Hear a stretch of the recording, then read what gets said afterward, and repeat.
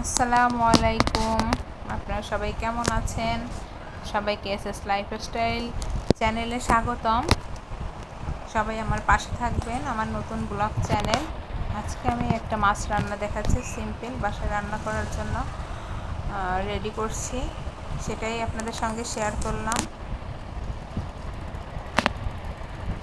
প্রথমে পেঁয়াজ কাঁচামরিচটা ভালো করে ভাজি করে নিয়ে একটুখানি রসুন দিয়ে দিলাম। তারপর ওটাকে ভালোভাবে ভেজে, রসুনটাকে ভালো করে ভেজে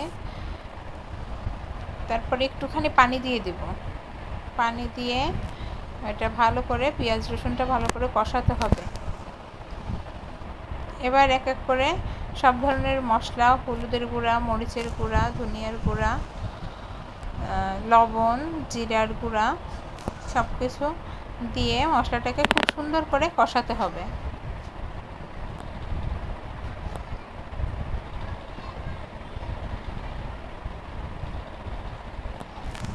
ভালো করে একটুখানি পানি দিয়ে ভালো করে কষিয়ে নিয়ে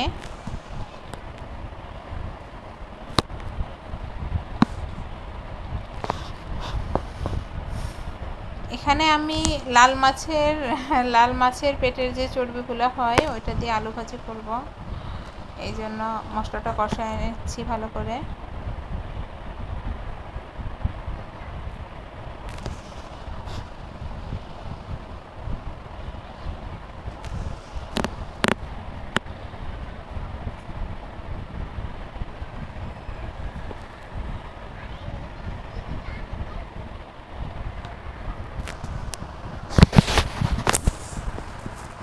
আমি খুব সাধারণ একটা মানুষ, আমাদের ছোট্ট একটা সংসার।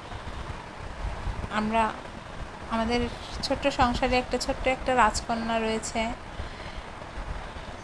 কখনোই এভাবে আগে ক্যামেরার সামনে আসিনি এবং কোনো ধরনের কোনো ভিডিও কখনো আপলোড করিনি, এই প্রথম।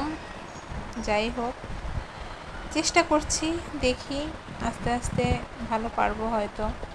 এখন আমি তেমন ভালোভাবে ভিডিও এডিট করা বা ভিডিও রেডি করা কিছুই তেমন পারি না। সংক্ষিপ্ত জ্ঞান নিয়ে শুরু করেছি, ইনশাল্লাহ আস্তে আস্তে হবে। সবাই আমার সঙ্গে থাকবেন।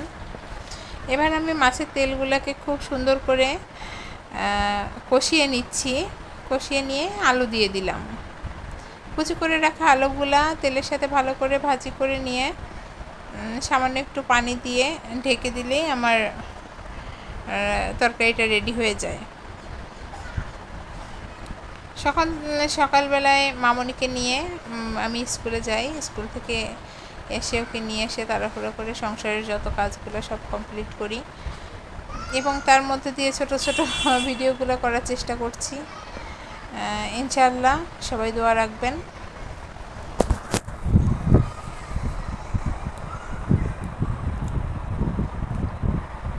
আপনারা সবাই পাশে থাকলেই আমি একদিন আরও ভালো কিছু হবে, ভালো কিছু করার চেষ্টা করব।